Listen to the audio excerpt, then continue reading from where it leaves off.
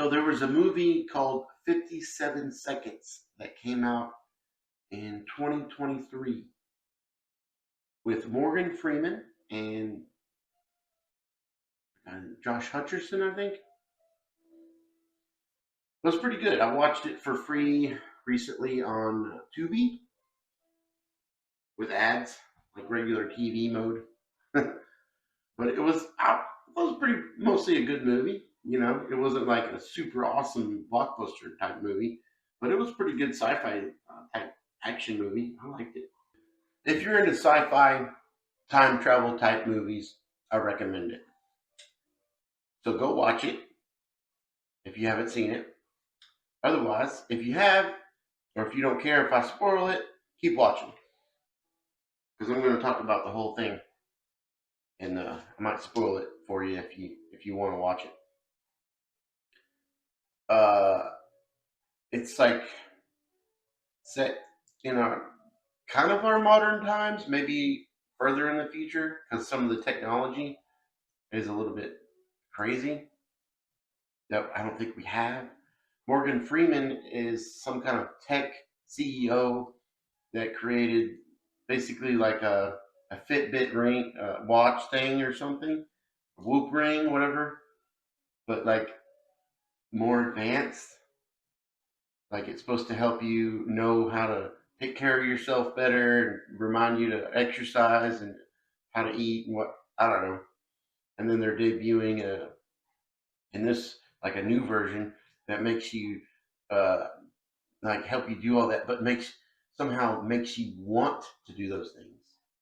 It makes you think that you want to do them more than you just are reminded to do them. It makes you want to do them. A little sketch. It's like a borderline mind control without saying it's mind control. Like it might be mind control. I don't know. But Josh Hutcherson is a character who wanted to interview him. He's like a independent journalist type guy, and so he's like crashing this event where he's speaking like a TED Talk or like some kind of corporate debut of a new product or something. And he is kind of put himself in that situation and try to get an interview. Also, one thing that bothered me about this movie, and I don't know why this bothers me so much, but I just had to point this out. Why is Morgan Freeman standing like that? Why is his foot like that? This is weird. I don't know why that bothers me. I just wanted you guys to see that. Just look at the way he's standing. His foot sideways. That makes me uncomfortable. And some crazy guy wants to go in and tries to go in and kill the Morgan Freeman character, the CEO dude, for whatever reason. I don't remember. I don't know if they talked about what his motivation or why. He thinks he is a bad person. So he like sneaks in as a security guard, takes out the other security guards, and jumps on the stage and try to kill Morgan Freeman character, and Josh Hutcherson character saves him. He like tackles the guy out and saves his life, and that made him agree to the interview. After that, but during that time, he finds a little ring that the Morgan Freeman guy dropped. And this ring, when you press it, it takes you back in time 57 seconds. Hence the name of the film, 57 Seconds. So he figures out how that works, and of course he uses it to benefit his life and make it. First he uses it on a girl that he just agreed to go on a date with or something, or they got a date, and then he like used the ring to like keep saying the right thing over and over again, like she didn't really respond to it. Let me try this. Let me try this again. And then of course he used it to gamble and make money and the usual things that you would do with the time travel device that takes you back almost a minute. No more bets?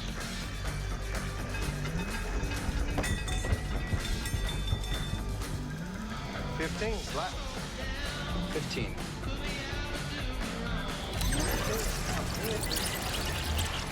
Yeah. Good luck to you. Here you are, sir. 15. All right. No more bets?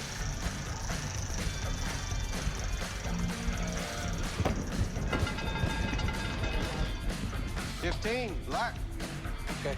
His real goal, you find out, is that his ex-girlfriend or whoever died of a drug overdose from some drug that was deemed safe, and he's like has an agenda against this big pharma CEO who is like kind of the competition of Morgan Freeman, who's coming up with this new health tech that he is trying to put the big pharma CEO type guys out of business.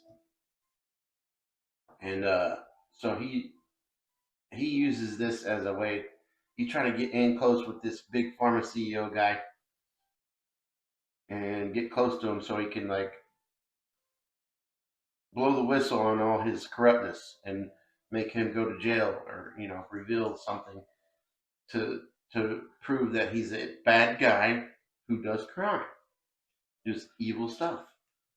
So he uses that time travel thing to like impress him. And oddly enough, during some party event that they're having, some crazy guy wants to kill the big pharma CEO dude. And he uses the time travel device to save him. Of course, he's saving himself too, because the guy was completely nuts and he was killing everybody there that was at the table. So what I noticed, I had to research as soon as I saw this scene and the repetitiveness of the guy saving a big CEO from a crazy guy trying to kill him. That happened to the tech guy and the big pharma guy. The first one was just random happenstance for the most part. And then the second one, he used the time travel thing to prevent the guy from achieving his goal of killing him. And this was in 2023. That when I thought that, I was like, when did the Luigi Mangione guy kill that insurance dude, CEO guy? That was a year later after this movie came out. So, I mean, I never heard of anybody doing that before. Luigi did it. He became some sort of a hero to a certain sect of people who think it's okay to kill those types of guys. And then, the whole movie was pretty entertaining. I liked it. And, for a short 90-minute film, it was based on a short story, apparently, that was written in 1969. And they just changed basically everything about the story to make this movie, which is crazy. Like, why even? Just because the concept of the time travel device going back in time, 57 seconds, which you have no idea why. Who cares? But in the original story, the significance of that time frame is apparently like, I don't think it's something to do with how long it takes your brain to register that you've died or something crazy like that. I don't know. But I didn't like the very ending of it and the choice of Josh Hutcherson's character to basically reject Morgan Freeman when he offered him to work for him. Because he basically told him, hey man, I let you have that ring because I wanted to test and see what you would do with it. And you did everything to, well, for the most part, I mean, he gambled and made himself rich and helped himself get a girlfriend by impressing her with the beep, beep, beep. I don't know. They went so far off the source material that the plot lines and stuff is a little stale, repetitive, but I mean, we got Morgan Freeman and Josh Hutcherson doing some really good performances, and it's a fun, time travel type stuff is really fun. I always like time travel stuff. But his choice, like to at the end, to not take the job, and what he did instead was take the time travel ring and say this is a bad thing to have. Nobody should have this because it just leads to bad stuff or whatever. And he breaks it like, I don't want to work for you. And I break this ring in front of the guy who invented it and let you have it. You think he doesn't have one or another one? And he wanted him. The whole reason was he was trying to find someone with good ethic morals to help him with this studies and trying to. Well, I guess his idea was to somehow use the quantum time travel ability to stop everybody from having accidents ever. Because I'm about to we're about to crash and die. But wait, nope, no, we're not. I don't know how that works on a whole wide scale because that's what he was trying to get him to do. There's another character in the movie. It's like Morgan Freeman's assistant who was like a half robot guy. He had all this light up stuff on his face, and I don't know what that was. He's like an AI bot guy, or maybe a fully integrated human with technology or something. I don't know. It's just a weird little thing they put in the movie. But I looked into this movie, and it's based, like I said before, it's based off the original story that was written in 1969. I don't remember the guy's name that wrote it, but he originally called this short story Lucifer. Because basically, it's like this guy who's a mortician finds the magic ring that does the 57-second time back travel. Every time you press it, it takes you back 57 seconds. He finds it on a dead body, and then he uses it to enrich his life and everything like that. And then, crazy enough, the guy rewrote it and maybe edited it again 30 years later, 1999. So he originally wrote it in 1969, and he edited it and changed it into 1999. He added the origin of where that ring came from, which was aliens, a group of aliens who all had that ring, and one of the aliens died, I guess, in the morgue, and that's when the character of the story found it. And the ending of that one is completely different. Oh, I forgot to mention, he changed the name of the short story to Fallen Angel instead of Lucifer.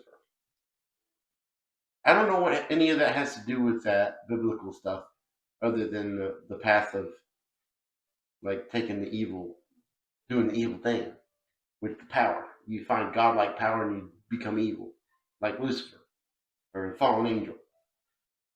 But it had other. But he made it to where the origin is aliens. So I don't know where he's going with that. And the author is prolific in his sci-fi writings. He wrote like hundreds of books, apparently.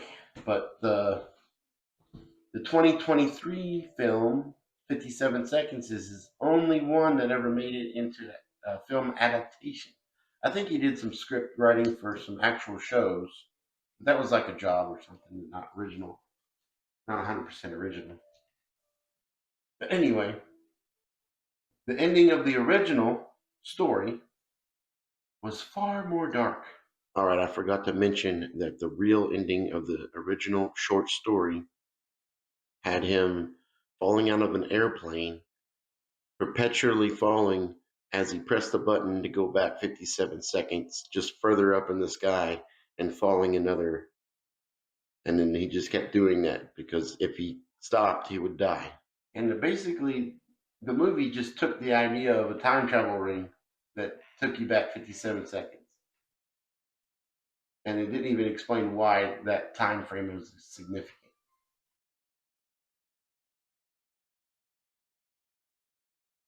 Something to do with the the death thing. I don't remember. I did a deep dive on this, but I forgot some of the details. But I just couldn't believe that as a writer myself, like an aspiring new author of a self-published book and wanting to write books myself, the fact that this guy would take, after 30 years, he would go back and change a story that he wrote. In 1999, he decides I need to explain where this time travel ring came from that I wrote in this story 30 years ago. So that just goes to show you that this poet guy, I forgot his name, made the quote. He was talking about poetry, but it's all writing. That writing project or book or whatever is never completed. It's only abandoned, which makes me feel better about the way I feel about my book. That I'm constantly not feeling like it's not like this between here and the paper is never going to match the way I wanted it to. Never. It never can. You just got to get as close as you can and move on, I guess. And part of that is just making it legible, comprehensive. Unlike the way I talk.